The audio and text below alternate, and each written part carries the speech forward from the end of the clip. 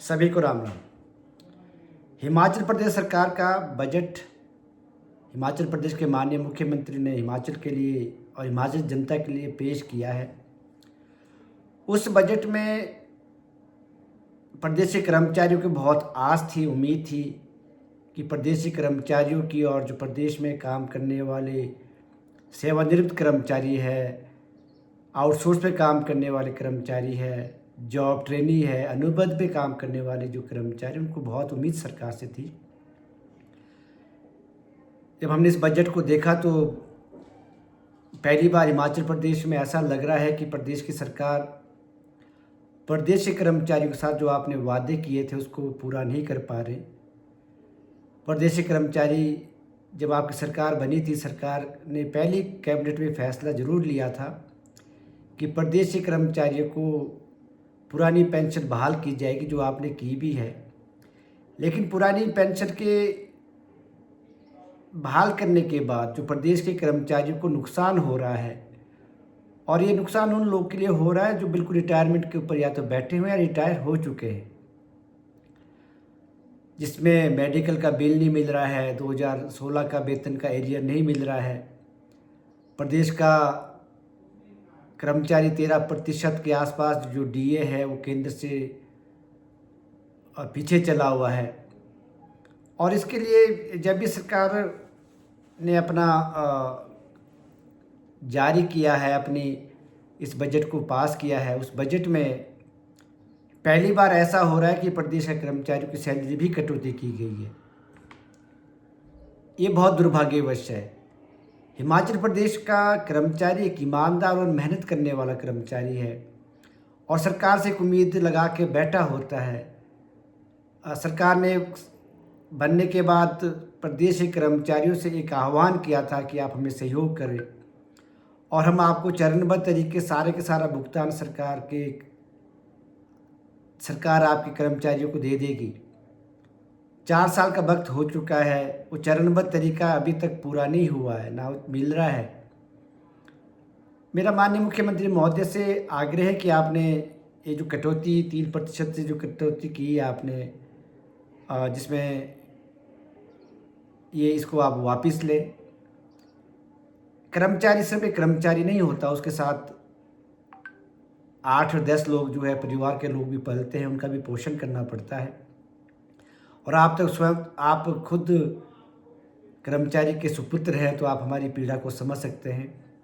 माननीय मुख्यमंत्री महोदय से निवेदन है कि आप ये जो आपने 3% का कटौती की है 6 महीने के लिए, इसको प्लीज़ आप वापस लें।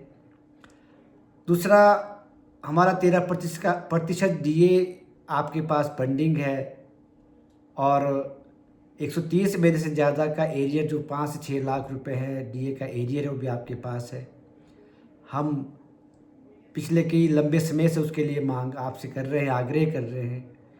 और तीसरा, 2016 का वेतन मान का जो एरियर है वो भी आपके पास है। तो एक कर्मचारी को पहले ही 10 से 12 हज़ार का नुकसान उठाना पड़ रहा है और 3% 3 से 4 हज़ार का नुकसान उसको और उठाना पड़ेगा। तो एक महीने में कर्मचारी जो है 10 से 15 हज़ार के आसपास जो है वो आम कर्मचारी डाउन पे आएगा।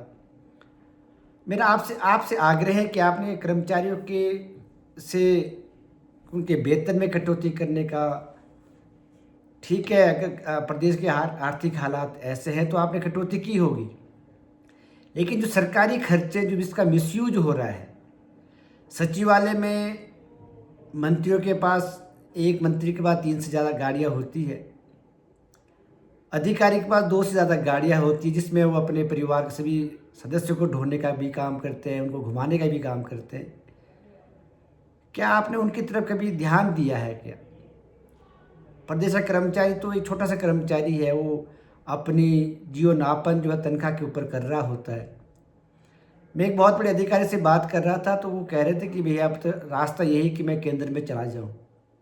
जो ईमानदार कर्मचारी आपकी सेवा करना चाहता है, सरकार के साथ काम करना चाहता है, उसके लिए बहुत बड़ा आघात है ये। मेरा निवेदन सरकार से आग्रह है, माननीय मुख्यमंत्री को, कि आप स्वयं जो है कर्मचारी के सुपुत्र है, हमारी पीड़ा को आप समझ सकते हैं इस प्रकार के फैसले, क्योंकि बजट में हमेशा कर्मचारी को हमेशा राहत मिलती थी, ये पहली बार ऐसा हो रहा है कि बजट से ही कर्मचारियों की सैलरी को कटौती की गई है।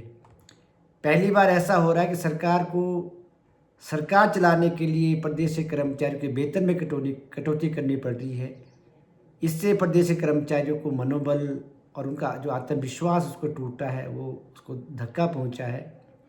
मेरा आपसे आग्रह है कि आप इस प्रकार के फैसले को रिव्यू करें और हमारा जो मेहनत करके जो हमने हमारा आपके पास एरियर है, जैसे मैंने कहा 132 महीने का डीए का एरियर है, 104 से 5 लाख आपका एरियर हमारा ये बनता है, 13% का डीए आपके पास है और जो हमारा वेतन का एरियर 15 से 16 लाख रुपए आपके पास है। आप उसको हम आपकी मजबूरी समझ सकते हैं, रेवेन्यू डेफिसिट ग्रांट से नुकसान हुआ है, लेकिन जो ये फ्री बीज हमने बांटे हैं, आपने प्रदेश के कर्मचारी को ओपीएस अगर दिया है तो ओपीएस देने के बाद जो 2.5 लाख कर्मचारी आप काम कर रहा है और 1.5 लाख पेंशनर जो है, उसमें से कई पेंशनर के लोग ऐसे भी जिनका देहांत भी हो गया है, आप उनका एरियर आज आप किसको दोगे? तो मेरा निवेदन है कि ये जो लायबिलिटीज है सरकार के पास हमारे, उसको आप पूरा करें और इस प्रकार के फैसले जो आपने लिए उसके ऊपर आपको जो है रिव्यू आपको